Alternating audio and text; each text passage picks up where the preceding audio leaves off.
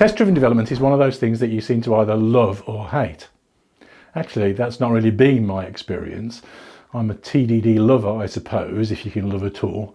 I certainly value it highly. My experience has rather been that the majority of people really like test-driven development once they've seen it working. But getting people to try it is often very difficult indeed. There are lots of people, though, that do profess to hate it and are very defensive when I and others recommend it. I think that they're wrong in this and missing something that would improve their skills significantly if they adopted it. But me saying things like that is the sort of thing that annoys them. And I can kind of understand that too. Someone like me just repeating you aren't doing it right if it doesn't work isn't really good enough. So can we tackle this from a different angle? Let's take a look at some of the common objections to test-driven development and address them without only me saying you're doing it wrong, or at least try to.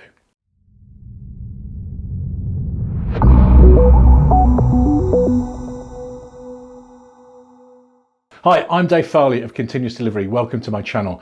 If you haven't been here before, please do hit subscribe, and if you enjoy the content today, hit like as well. Let's start with the definition so that we're sure that we're all talking about the same thing. Because one of the ways that people do TDD wrong is not to do it at all. Test-driven development is about driving the code from tests. So red, green, refactor. Red, write a test, see it fail. This tests the test and makes us focus on what we want the code to do. Green, make the test pass. This finds the shortest route to stability in the form of code with a passing test. And refactor, tidy the code and test to make them beautiful, elegant, simpler and more generic, whatever it is that we want of the code. So can we all agree that if you don't write the test first, it really isn't test-driven development? Anything else is just testing. And that's something quite different, with different goals and a different set of problems. TDD allows us to bypass most of the problems with testing alone, but they aren't the same thing at all. This is such a common confusion that as a promoter of test-driven development, it's my impression that confusing test-driven development with just testing leads us wrongly to ascribe the failure and problems of just testing to test-driven development. So I guess that you could say that now I'm just saying you're doing it wrong again. But I'd say that in this case, it's more like you aren't doing it at all. So that seems fair to me. I talk about this confusion more in this video, so do check that out after we've finished with this one. Let me pause there to say thank you to our sponsors. We're fortunate to be sponsored by Equal Experts, Tricentis, Transfic and Ice Panel. All these companies offer products and services that are well aligned with the topics that we discuss on this channel every week. So if you're looking for excellence in continuous delivery and software engineering, click on the links in the description below to check them out. The other thing that I'd like to put on the table to remove as a distraction from this discussion is that test-driven development is a skill. It's not innate to anyone. Everyone who wants to do it needs to learn how. And it takes a little time and practice to get good at it. If not a long time, but some time. Even very good programmers aren't good at test-driven development straight away. That's a problem for test-driven development adoption, because if you try it for a short time, or if you're only trying it because your teammate or your boss told you to, you probably won't get to the good stuff, or you won't be paying close enough attention when you do. I suppose this is me saying you're doing it wrong yet again. And I think that this is probably the real source of this criticism of people like me who try to promote the idea. But I think that these two things are simply facts. If you try to play tennis or pool or League of Legends for 2 hours, you won't be any good at it. And you probably won't understand what the appeal is.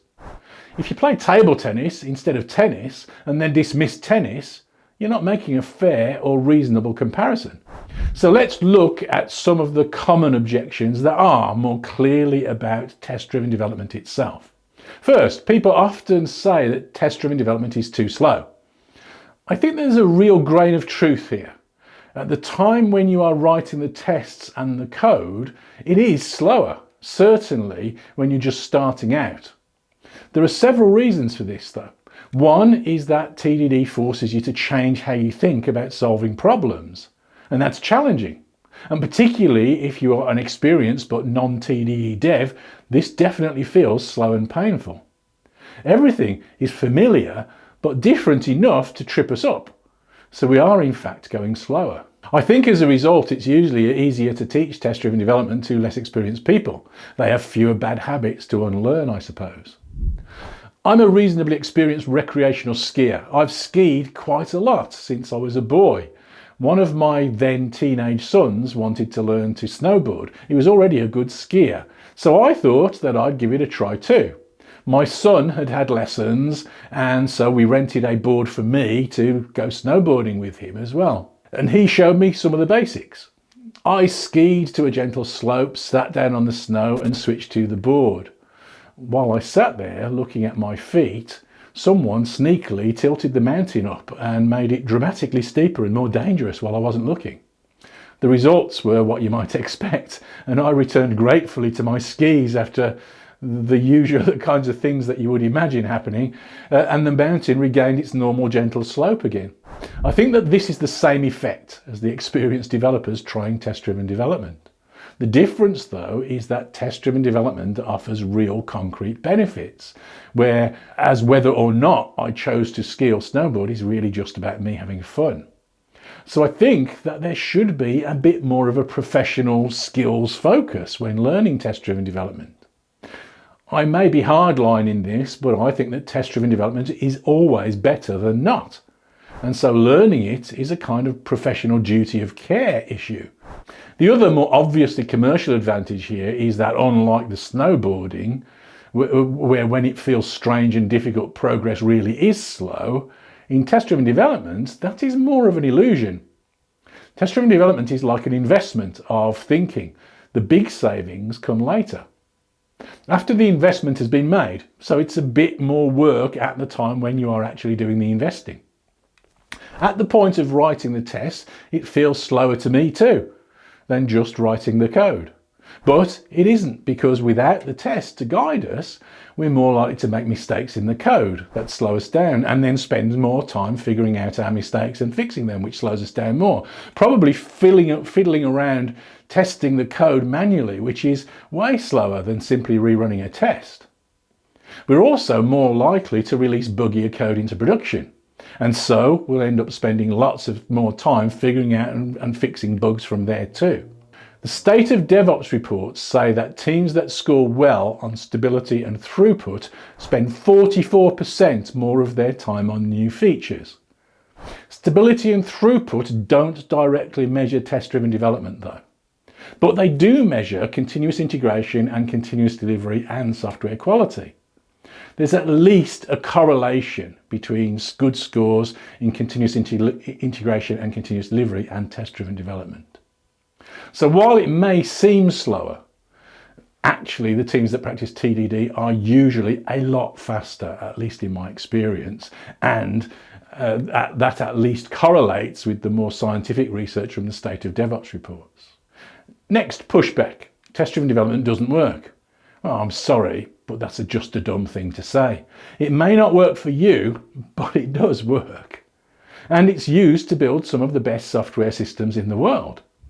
Tesla practiced test-driven development for cars. NASA used test-driven development for early space rockets. SpaceX practices test-driven development for modern space rockets. Siemens Healthcare practiced test-driven development for medical systems. I worked on a team that built one of the highest performance financial exchanges in the world, and we used TDD every day, all day, for at least the 5 years that I was there, and I'm pretty sure that they still do too many years later. Sorry, but saying that this doesn't work is simply an expression of ignorance. What people that claim that it doesn't work are really saying is, I don't know how to do this. So the answer to that is for them to learn how. If they want to drop it once they know how, they're crazy, but fine, that's their choice. But saying that it doesn't work is just plain wrong. If you'd like to try test-driven development for yourself, I have an introductory free tutorial that you can try. There's a link in the description to this video and in the comments, so do check those out. Next, on the pushbacks. Test-driven development can't work for infrastructure, embedded systems, games, legacy systems, my complicated code, and so on. Well, yes it can. Once again, what this sounds like to my ears is, I don't know how to do it, which is fine, so learn how. But it can and does work in all of these cases, and many, many more. The fundamental ideas of test-driven development are actually pretty simple and completely generic. It may be more difficult for some kinds of code and for some technologies than others, but it works everywhere. If your technology or language doesn't support unit testing, it may be worth looking harder, because it probably does if you search around enough. But if really not, then writing a version of XUnit to allow you to do it is really pretty easy. I've done it several times myself in the past. I've worked with test-driven development with teams building FPGA-based systems, games, and infrastructure as code. Fundamentally, you need to be able to decide what you'd like your software to do and write that down in code. That's your test. One of the good things, and maybe more challenging things for people new to test-driven development, is that it forces us to pause and consider a bit more carefully what we'd really like our code to do before we actually write the code. It's a very common mistake for developers to say things like, how can I know what to test before I've got written the code? But you're not testing how the code does things. You're testing what the code is meant to do. And if you don't know what you want it to do, then you probably aren't ready to write that code yet anyway. Writing a test that says clearly in the form of an executable specification what we want our code to do is a big part of the value of the whole approach, and is the reason why many test-driven developers talk about TDD being more about design and less about testing. If you can't express that goal for your code clearly, I really don't think that you understand the problem you're working on yet, or at least don't have a very clear view of where your design is heading. And writing the test before you write the real code is a great way to explore both of these ideas. So whatever you do next, write a test or not, you're not going to do as good a job of the code if you don't have this perspective. And TDD forces you to think more carefully from that perspective. This is also one of the stumbling blocks though, because test-driven development does force you to do this. And some programmers aren't used to thinking quite so clearly about what they'd like the code to do. This is the real challenge of TDD, I think. It brings design front and center into the process of software development. And it highlights the shortcomings of design more quickly and more clearly than anything else that I know of. This is a challenge because software design is a difficult skill to learn and to be good at. I'm not saying here that you can't do good design without test-driven development. If you're skilled enough, then you can. But what test-driven development does is to help people, whatever their level of skill at design, to more clearly see the consequences of their design choices. It gives them fast feedback on design so that they can learn faster.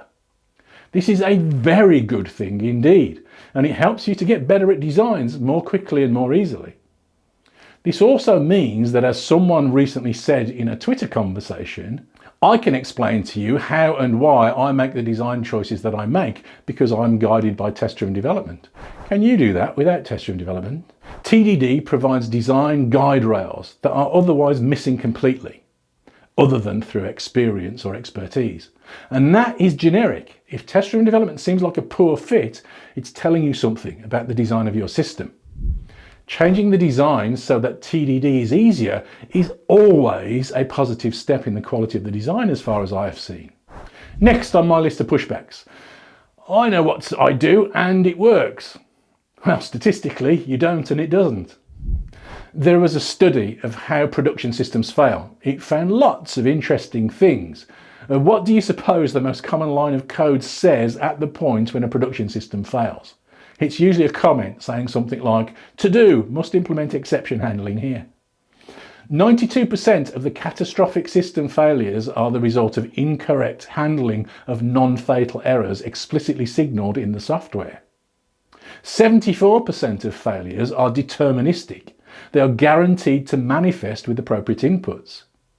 Most of the errors that cause production outages like this are caused by the kinds of mistakes that we all make commonly in code. Mistakes that will be caught and so eliminated entirely by simple testing of some kind. At this stage, I often get pushback on, yes, but you can't test everything. There are complex interactions. And yes, that's true. But remember, 74% were not complex interactions. They were completely deterministic.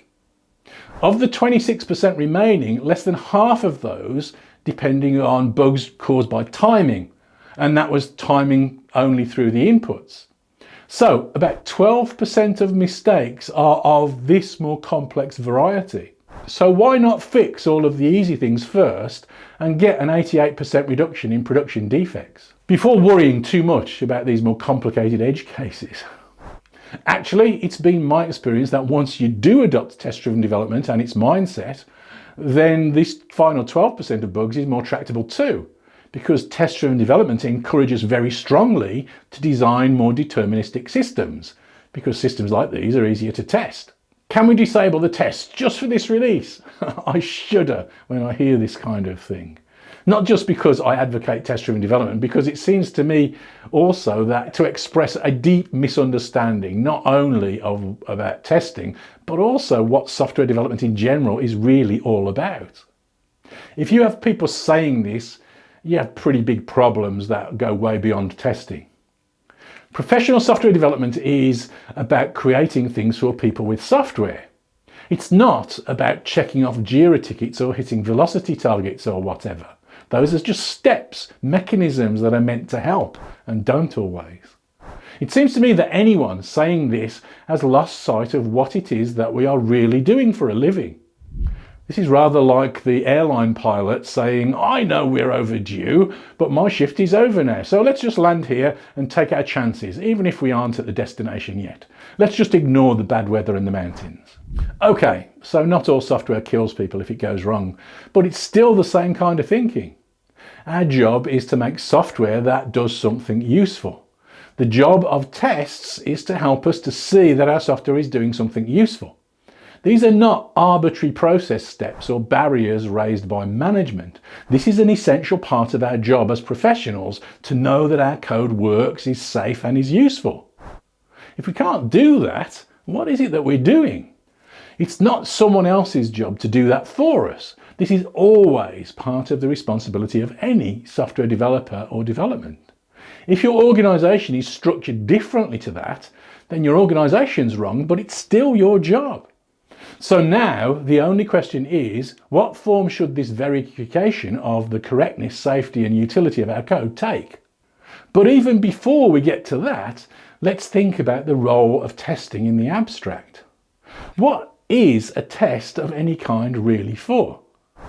I think that the common misconception is that tests prove correctness. This is clearly wrong.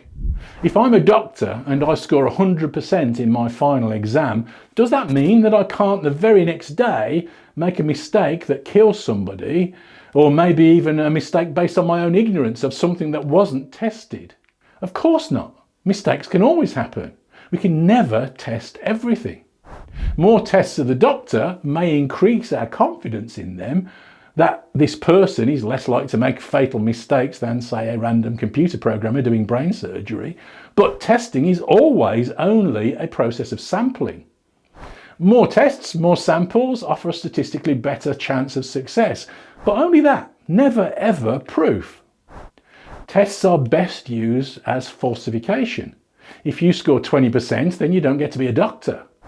However many tests you have, you can't prove success. But if you have a single test failure, you know that there's a problem and your code isn't good enough. Unlike doctors, code's more predictable and tests are more predictable of those kinds. So we can use these failures more accurately. No 80% pass rate here.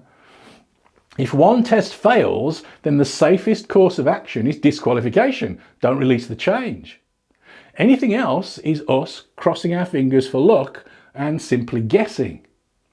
A test failure is a definitive statement that our code is not working. If you release now, what you are saying is, I don't care that my code's broken. You may guess that this particular failure doesn't matter very much. You may even be right in your guess, but it's still just a guess. You don't know. Tests are directly useful when they're failing. They're only directly useful when they're failing. So discarding the results when they fail is dismissing them when they are doing the job that they were designed to do. So now the only question is how best to test. And automated tests are more repeatable, more reliable and faster. Test-driven development builds the creation of tests like these into the development process. So you get them as a side effect of how you organise your work to achieve other useful things, notably the feedback on design that we talked about earlier. So this is a much more effective way to create these tests with less work than trying to add something else later on. And you get better design code as a side effect. There are more objections than these, but these are all common enough that you will probably face them at some point when trying to introduce test-driven development to your team or your organisation. I hope that some of my answers may help you to at least argue your case. Thank you very much for watching, and if you enjoy our stuff here on the Continuous Delivery channel, please consider supporting our work by joining our Patreon community. There's links to that in the description below too. Thank you.